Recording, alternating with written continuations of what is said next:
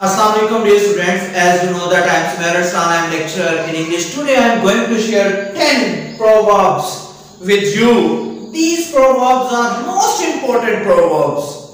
These proverbs give us lesson. These proverbs throw light on our behavior, on someone's behavior, on the behavior of the people. आपने इन proverbs को समझने की कोशिश करनी है। मेरी पूरी कोशिश होगी कि मैं आपको समझाऊं इन प्रोवर्ब्स का मतलब क्या है। सबसे पहले मैं आपको इन प्रोवर्ब्स की उर्दू के बारे में बताऊंगा कि इन प्रोवर्ब्स का मतलब क्या है। Let's start. चलिए अब स्टार्ट करते हैं। fetters even of gold are heavy. First one is fetters even of gold are heavy का मतलब होता है जो गुलामी होती है ना वो शाह की भी बुरी होती है। गुलामी बहुत बुरी चीज होती है। fetters का मतलब होता है बेड़ी, चेन, जंजीर जो हम पांव में कैदियों को पहनाते हैं। फेटर्स का मतलब होता है बेड़ी, जंजीर या चेन जो हम कैदियों को पहनाते हैं। चराई पेशा लोगों को पुलिस वाले पहनाते हैं, उसे कहते हैं फेटर्स, यानी कि बेड़ी, यानी कि चेन, यानी कि जंजीर। कहते हैं इसका मतलब क्या है? इसका मतलब होता है जो गुलामी होती है ना बहुत बुरी चीज होती है। चाहे लोगों की गुलामी हो, पैसे की गुलामी हो, खौफ की गुलामी हो, ये चीज इंसान का सत्यानाश कर देती है। इंसान को अपनी इस्लाम को तो पता ही नहीं चलता। ये गुलाम इंसान जो है कभी भी अपनी मर्जी नहीं कर सकता। ऐसे लोग दूसरों पर लड़ाई करते हैं वो कभी भी बहादुर नहीं हो सकते, क्योंकि कहते हैं ना कि beggars cannot be choosers। भिखारी जो है अपनी मर्जी नहीं कर सकते, अपनी मर्जी से इंतखाब नहीं कर सकते चीजों का।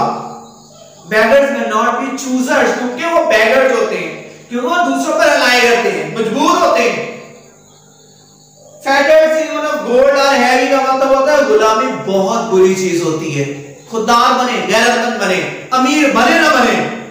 आगे give the devil his due, give the devil his due का मतलब होता है हकदार को उसका हक लाजमी अदा करना चाहिए। जिसका जितना हक बनता है वो उसको लाजमी दो। give the devil his due।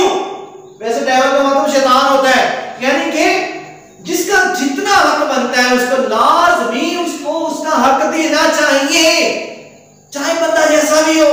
उससे अगर अच्छा काम किया है, अगर डिजर्विंग है तो उसको उसका हक लाजमी दो।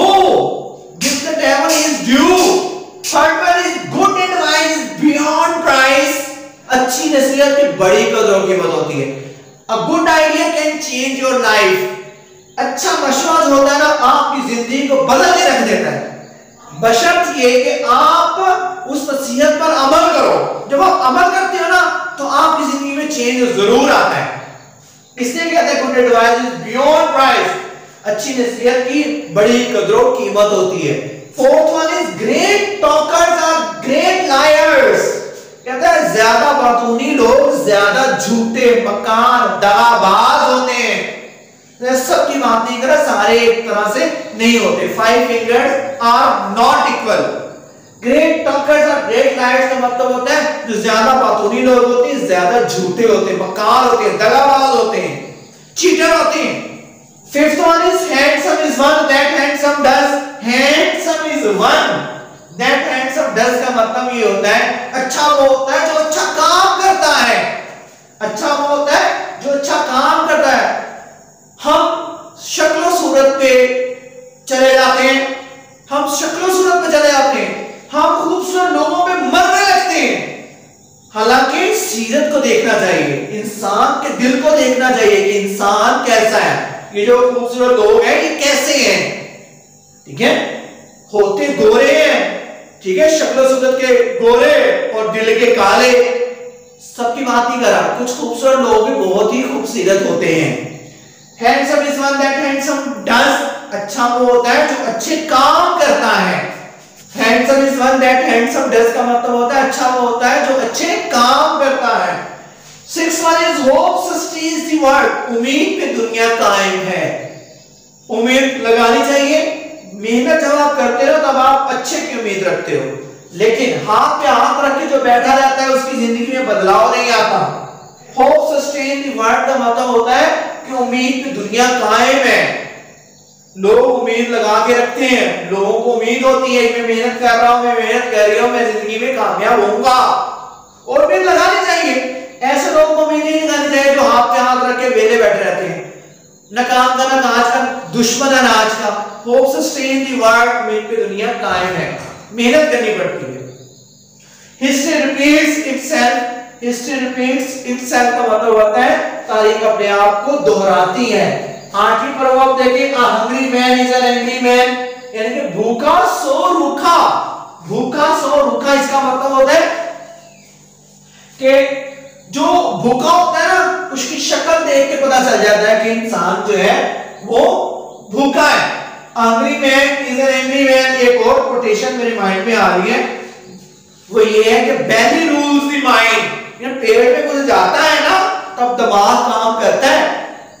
सबसे पहले इंसान अपनी ये वाली नीड पूरी करता है, बेसिक नीड्स जो होती हैं वो पूरी करता है, भूख मिटाता है, फिर आगे की सोच रहा है। hungry man is an angry man, भूखा सो रूखा।